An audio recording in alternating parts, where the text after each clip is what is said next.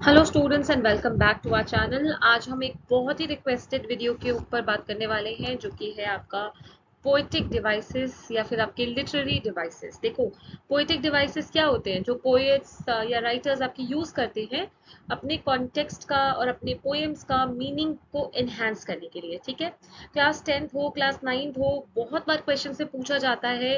ये आपका section A में भी आता है, जैसे आपका कॉम्प्रिहेंशन पैसेज है, उसमें एक पैसेज होगा और कभी कभार पूछ लेते हैं what is the poetic device used in the above lines. ठीक है, साथ ही साथ में आपके जो लिटरेचर का सेक्शन होता है उसके अंदर भी आपसे क्वेश्चन पूछे जाता है, जो आपका पोएम दी होगी, पोएम के कुछ स्टैंजास दिए होंगे और आपसे पोएटिक डिवाइस पूछा होगा। तो अब इसमें दिक्कत ये होती है कि देखो, कुछ पोएटिक डिवाइसेस तो हमको पता है, we are very much aware about simile, rhyming scheme, then metaphor, ऐसे कुछ तो हम अच्छे से जानते हैं, आइडेंटिफाई भी कर लेते हैं। बट कुछ करने में हमको इश्यू आता है, जैसे हमें अगर एसोनेंस पूछा जाए, देन हमारा ऑक्सीमोरॉन पूछा जाए, तो हम एकदम से क्लिक नहीं कर सकते हमको, क्योंकि मीनिंग ही नहीं पता। जब आपको लिटरेरी डिवाइसेस के मीनिंग पता होंगे तो आप इजीली उसको आइडेंटिफाई कर पाओगे। ठीक है, तो ये एक शॉर्ट वीडियो रहेगा जिसमें आपको मैं सारे पोएटिक डिवाइसेस जो कि आपके यूज हो सकते हैं, मोस्ट ऑफ देम कवर करूंगी। ठीक है, सबसे पहले आपका आता है एलिटरेशन। एलिटरेशन क्या होता है? रेपिटेशन ऑफ अ साउंड और letter at the beginning of multiple words. यानी कि जब एक साउंड का या एक पर्टिकुलर लेटर का रेपिटेशन होता है, उसको हम बोलते हैं एलिटरेशन। जैसे आपका एक सेंटेंस है, grass grow greener in the graveyard. यानी यहाँ पे आप देखो, एक लेटर रिपीट हो रहा है, जी जी जी एंड जी, है ना, एक ही लाइन के अंदर कितनी बार जी लेटर रिपीट हुआ है। एंड जो इसका साउंड है वो आप ध्यान से देखो, ग है, ग्रास का ग, ग्रो का ग, ग्रीनर का ग और ग्रेवयार्ड का भी ग। तो जब सेम साउंड और सेम लेटर रिपीट हो रहा है तो कौन से हमारा पोएटिक डिवाइस यूज हो रहा है यहाँ पे? एलिट्रेशन। ठीक है, सिमिलरली एक और एग्जांपल दिया है मैंने, I feel like making melodies in my heart. तो यहाँ पे इन माई हार्ट, तो यहाँ पे म यूज हुआ है, द लेटर एम। ठीक है, ये बात का ध्यान रखेंगे, यहाँ पे वर्ड नहीं रिपीट हो रहा है, लेटर रिपीट हो रहा है। ओके, देन हमारा नेक्स्ट आता है एसोनेंस। एसोनेंस एक ऐसा लिटरेरी डिवाइस है जिसमें वावल रिपीट हो रहा है, जो साउंड है वावल का वो रिपीट हो रहा है। जैसे those lazy hazy crazy days, तो यहाँ पे ए, लेजी, हे, एजी, एंड देन आपका अगेन क्रे, ए, डेज, ए। यहाँ पे कौन सा वावल यूज हुआ है? ए, जो रिपीट हो रहा है। ठीक है, तो इन दोनों में अगर डिफरेंस की बात करूं तो एलिट्रेशन सेम साउंड या सेम लेटर रिपीट होने पे होता है यूज, और एसोनेंस जब सिमिलर वावल वावल आपके ए, ई, आई, ओ, यू ऐसे हमारे रिपीट होते हो ये साउंड, तो हमारा एसोनेंस होता है। ठीक है, एनाफोरा क्या है? It is a poetic device in which the word repeats. Alliteration में मैंने आपको कहा था लेटर रिपीट करेगा, जैसे ए, बी, सी, लेकिन एनाफोरा में एक पूरा वर्ड रिपीट होगा सक्सेसिव फ्रेजेस या सेंटेंसेस में। जैसे it rained on sunny day, it rained on the grass, on his stomach, it rained all over the place. ये देख रहे हो आप, it rained and it rained repeat हो रहा है, तो ये एनाफोरा है जो पोएटिक डिवाइस यहाँ पे यूज हो रहा है। एल्यूशन की बात करें, it is an unexplained reference to someone और something outside of the text. जब ऑथर अपनी बात को समझाने के लिए या उस पर एम्फोसिस करने के लिए एक एक्सटर्नल चीज का मदद लेता है, जैसे हम क्या बोलते हैं, you do not have to be Albert Einstein to understand poetry. यानी आपको पोइट्री समझने के लिए ना कोई एल्बर्ट आइंस्टीन नहीं बनना पड़ेगा। तो यहाँ पे हम बात तो पोइट्री की कर रहे हैं, लेकिन हमने यहाँ पे किसका रेफरेंस दिया? एल्बर्ट आइंस्टीन का रेफरेंस दिया। मतलब ये बोलना चाह रहे हैं कि बहुत दिमाग नहीं चाहिए आपको इस चीज के लिए। ठीक है, देन आपको पोएट्री लिखने के लिए विलियम शेक्सपियर नहीं बनना है। तो हम बेसिकली क्या कर रहे हैं, अपनी बात को बताने या अपने कॉन्टेक्स्ट को बताने के लिए कुछ एक्सटर्नल चीज का हेल्प ले रहे हैं। Then consonants. कॉन्सोनेंट्स में क्या होता है? repetition of the same consonant sound। you remember मैंने आपको लास्ट अभी स्लाइड में क्या बोला है? assonance, जहां पे vowel sound रिपीट होता है, ए, ई, आई, ओ, यू। जबकि कॉन्सोनेंट्स में क्या हो रहा है? कोई भी कॉन्सोनेंट साउंड रिपीट हो रहा है, जैसे बेटी बटर बॉट सम बटर, तो यहाँ पे ब, एक कॉन्सोनेंट रिपीट हो रहा है जो कि क्या है? ब है। ठीक है, नेक्स्ट हम आएंगे एंजापमेंट में। एंजापमेंट क्या होता है? Continuation of a sentence beyond a line break. यानी जब एक स्टैंजा या आपका कोई भी एक कपलेट बिना पॉज, बिना स्टॉप के आगे कंटिन्यू होता है। जैसे ये देखो आपकी बुक से ही है, the way a crowd Shuk down on me the dust of snow from a hemlock tree. यहाँ पे कोई कॉमास, कोई फुल स्टॉप नहीं है, तो यहाँ पे कौन सी पोएटिक डिवाइस है? एनजैपमेंट। ठीक है, नेक्स्ट हम करेंगे, बहुत ही कॉमन वाला है ये, आयरनी।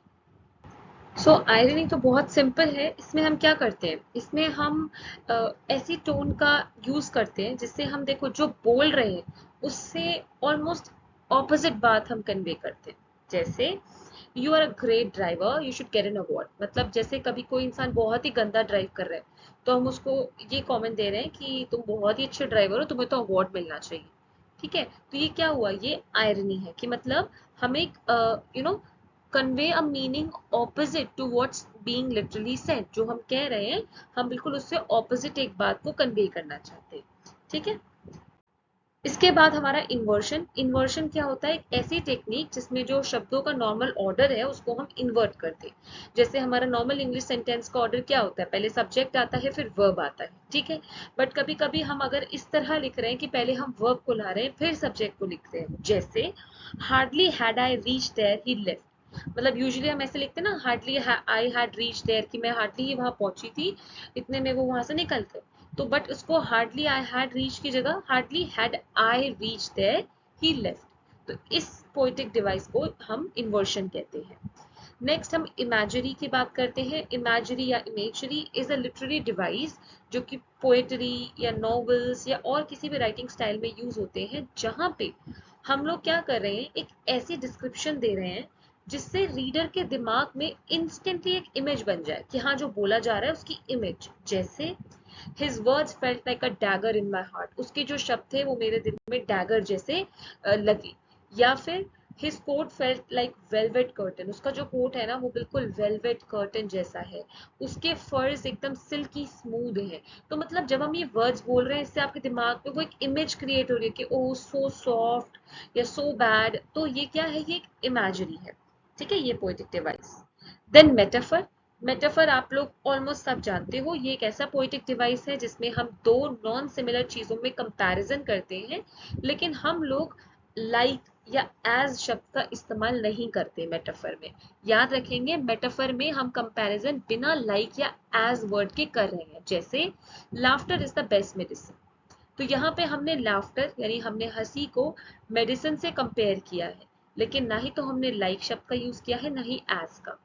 ठीक है, देन आपका ओनोमैटोपिया। ओनोमैटोपिया क्या है? ये एक ऐसा लिटरेरी या पोएटिक डिवाइस है जहां पे शब्दों को इस तरह यूज किया जाता है जिससे वो साउंड्स जो उनसे जुड़े हैं, जो उनको डिस्क्राइब कर रहे हैं उन वर्ड्स को, उन साउंड्स का यूज करें। जैसे स्प्लैश, ठीक है, देन बज।